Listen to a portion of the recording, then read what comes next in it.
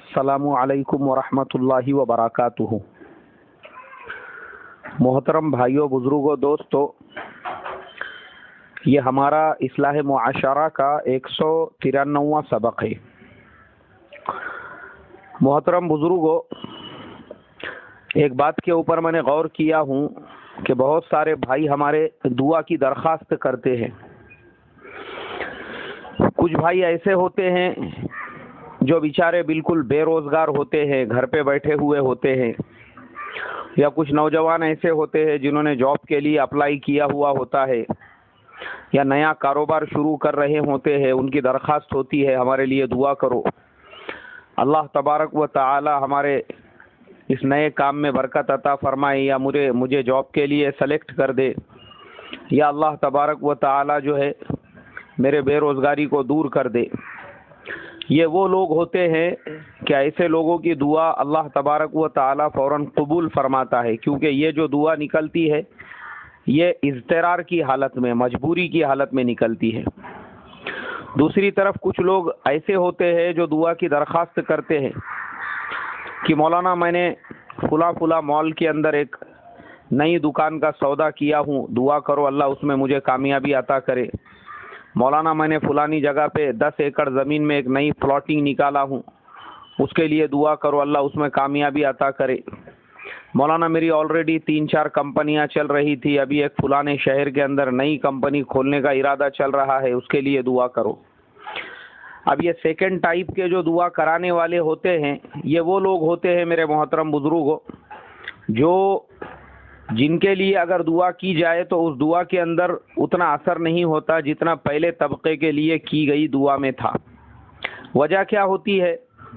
वजह ये होती है कि पहले वाले मजबूर होते हैं और दूसरे वाले जो होते हैं वो मजबूर नहीं होते हैं।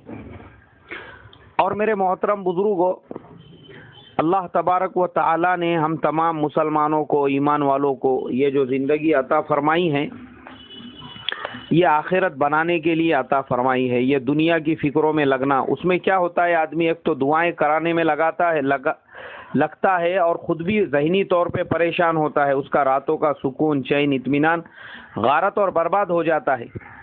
इसलिए कि बक़द्र ज़रूरत रोज़ी आसानी से कमाना हमारे शरीयत में नाजायज़ नहीं है। आसानी से, टेंशन लेके नहीं, आसानी से अगर आप एक दुकान की 10 दुकानें खरीद रहे हैं, आपके लिए जायज़ है, सहूलत के साथ। एक कारोबार को आप स्प्लिट करके 4 कारोबार सुकून से कर रहे हो, आपके लिए जायज़ है, कोई हरज की बात नहीं है। एक फैक्ट्री की आप 4 फैक्ट्रियां कर रहे हो सहूलत के साथ, बगैर टेंशन के, आपके लिए बिल्कुल जायज़ है। मैं हमेशा कहता हूँ, इस्लाम में माल कमाना, उसके हुकूक अदा करना, ये सराहतन जायज़ है एक मुसलमान के लिए।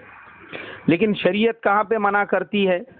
शरीयत उस वक्त रोक देती है जब दुनिया की लालच आपके दिल में आ जाए। आप सहाबा की सफ से, बुजुर्गान दीन का जो तरीक़ा था, उस सफ से, अल्लाह वालों की सुफूफ से बाहर निकल कर फिर फिरौन, हामान, उबई इब्न खल्फ और जो दुनियादार दुनिया में गुजरे हैं नमरूद के जैसे, उनकी सफ में आप खड़े हो जाओ, तो कानून बनने वाले रास्ते पर जब आप चलेंगे तो दोनों एतबार से आपके लिए खसारा है, आखिरत के भी एतबार से और दुनिया के भी एतबार से। आखिरत के एतबार से इसलिए खसारा है कि आपको अल्लाह ने ऑलरेडी एक कारोबार दिया, आप दूसरा कारोबार बढ़ाने के लिए आप बैंक से सूदी कर्ज ले रहे हैं, साहूकारों से सूदी कर्ज ले रहे हैं, लोगों से सूदी कर्ज ले रहे हैं, उसमें झूठ बोल रहे हैं, उसके अंदर लोगों को धोखा दे रहे हैं। ये काम करके अगर वो कर रहे हैं तो आखिरत की बर्बादी, खसारे के अलावा कुछ नहीं है। और उससे जो कमाई आपको होगी वो आपके लिए जायज़ नहीं रहेगी, वो हराम रहेगी। ये हो गया आखिरत का खसारा। दुनिया का खसारा ये है, रातों की नींद, सुकून, चैन, इत्मीनान, ये आपका गारत हो जाएगा टेंशन में कि यार ये फैक्ट्री का क्या चल रहा, वो दुकान का क्या चल रहा, वो कारोबार का क्या चल रहा है। इसलिए कि मैं आपको ऐसी कई मिसालें दे सकता हूँ जिससे आप अच्छी तरह से समझ सकते हैं। जिन लोगों को अल्लाह तबारक व तआला ने सुकून की आधी रोटी दिया था, वो एक रोटी के चक्कर में जब पड़े तो वो मराठी में एक कहावत है, मामा ही गेला आणि दसमिया ही गेला, तो वो आधी जो मिल रही थी वो भी अपने हाथों से निकल गई। सबसे पहली मिसाल मैं आपको दूंगा हमारे हिंदुस्तान के एक बहुत बड़े फिल्म स्टार और उनको मिलेनियम स्टार और बिग बी और पता नहीं कौन कौन से नामों के साथ में एंग्री यंग मैन वगैरह वगैरह के नामों से पुकारा जाता है मिस्टर अमिताभ बच्चन साहब। ये अपने ज़माने में फिल्मों के ज़रिए से करोड़ों रुपये कमा रहे थे, मगर इनके अंदर एक वायरस पैदा हुआ कि मुझे भी बड़ा बनने का है, एक बड़ा प्रोड्यूसर, बड़ा जो है मुझे एक कंपनी का ऑनर बनना है ताकि पूरी दुनिया में मेरा भी एक मिलेनियर के तौर पे नाम हो जाए। और वो चक्कर में हजरत ने एक कंपनी की बुनियाद डाले आज से तकरीबन 20 साल पहले, जिसका नाम रखे उन्होंने ABCL, Amitabh Bachchan corporation limited के नाम से। और वो जब कंपनी की बुनियाद डाले तो वो इस तरीके से कंपनी को लेकर मैदान में उतरे, धूम धड़ाके और बाजे गाजे के साथ में, और पैसा इन्होंने उठाया बाहर की जो कंपनियां हैं और दूसरे जो बैंक्स है उनसे करोड़ों अरबों रुपये लिए, यहाँ तक कि हजरत के ऊपर तकरीबन 1000 करोड़ रुपये का कर्ज हो गया। वो सारा कर्ज लेके ये धूम धड़ाके से उतरे मैदान में। इन्होंने पहली जब फिल्म बनाई तो वो फिल्म सुपर डुपर हिट हो गई, तो उनके और भी हौसले बढ़ गए। जब दूसरी फिल्म बनाए, फिर तीसरी, इस तरीके से वो धड़ाधड़ फ्लॉप होती गई। उसके अंदर इनको करोड़ों का, लाखों का और अरबों का नुकसान हो गया। अब वो जो नुकसान था मेरे मोहतरम बुजुर्गों, वो नुकसान के चक्कर में एक वक्त ऐसा आया कि आपको पता होगा या नहीं, जनाब को नोटिस दिया गया कि तुम्हारा घर खाली करो, ये घर को हम लोग नीलाम करेंगे। रहने के वांदे आ गए, खाने के वांदे आ गए, ऐसे परेशानी का आलम उस आदमी के ऊपर तारी हो गया। और वो सिर्फ उस वक़्त नहीं तारी हुआ था, आज हम लोग ये देखते हैं कि यार ये बुड्ढा जो है हर एडवर्टाइजमेंट में हमको नज़र आता, नमक के एडवर्टाइजमेंट में ये दिख रहा, बिस्किट के एडवर्टाइजमेंट में दिख रहा, चप्पल जूते के एडवर्टाइजमेंट में दिख रहा, तेल के एडवर्टाइजमेंट में दिख रहा, घी के एडवर्टाइजमेंट में दिख रहा, आटे के एडवर्टाइजमेंट में दिख रहा। जहाँ देखो वहाँ ये इतना कमा के कर क्या रहा होगा। लेकिन मैं आपको बता दूं, ये जितना वो कमा रहा है ये सिर्फ बैंकों का सूद इससे पूरा हो रहा है। जो उसका प्रिंसिपल अमाउंट था, जो उधार लिए हुआ था, वो अभी भी वैसा ही है, बोकांडी के ऊपर, गर्दन के ऊपर। ये पूरी कमाई जो जा रही है वो सिर्फ और सिर्फ जितना बैंकों से उस जमाने में कर्जे और लोन उठाए गए थे उनके ब्याज को अदा करने के ऊपर। तो हम लोग सिर्फ जाहिर को देखते हैं कि ये आदमी इतना कमा रहा तो इसका पैसा कहाँ जा रहा होगा। ऐसा नहीं है मेरे मोहतरम बुजुर्गों, ये जितने कमाने वाले हमें नज़र आ रहे हैं इनके पीछे के अंधेरे हमको पता नहीं है। एक बहुत बड़े न्यूज़ चैनल के जो है जो ये होते हैं एडिटर, उन्होंने एक मर्तबा इनसे सवाल किया, बोले आप इतनी मेहनत करते हैं, इतना कमाते हैं, आप खाते क्या है? बोले मैं दाल रोटी खाता हूँ। बोले जब दाल रोटी ही खाने का है तो इतनी मेहनत क्यों करते हैं? बोले ये सारी मेहनत करता हूँ बैंकों के कर्जे अदा करने के लिए। तो मेरे मोहतरम बुजुर्गों, इतना बड़ा आदमी, उसको क्या ज़रूरत थी? ऑलरेडी जब इतनी इनकम हो रही थी, आमदनी हो रही थी, मगर एक कीड़ा पैदा हुआ बड़ा बनने का कि मैं भी बड़ा ऑनर बनूं, मैं भी बड़ा मिलेनियर बनूं, मैं भी जो है रतन टाटा और अंबानी की सफ में खड़े हो जाऊं। मगर अभी ऐसे दुष्काल के हालात पैदा हो गए कि आपको जो है उनकी सफ में तो दूर, उनके ड्राइवरों के और उनके चपरासियों की सफ में खड़े होने की नौबत आ गई। दूसरा एग्जाम्पल मैं आपको देता हूं, अंबानी ग्रुप जो है, रिलायंस ग्रुप, जिस टाइम पे धीरू भाई अंबानी उनका देहांत हो गया था तो वो रिलायंस जो कैपिटल है उसका पूरा टोटल वो था 80,000 करोड़ रुपए का। अब उनके मरने के बाद में उनके जो दोनों बेटे हैं मुकेश अंबानी और अनिल अंबानी, उन दोनों के अंदर प्रॉपर्टीज की तकसीम हुई। अब रिलायंस इंडस्ट्रीज जो बड़ी कंपनी है वो मुकेश के हिस्से में आई और रिलायंस कम्युनिकेशन जो थी वो अनिल के हिस्से में आई।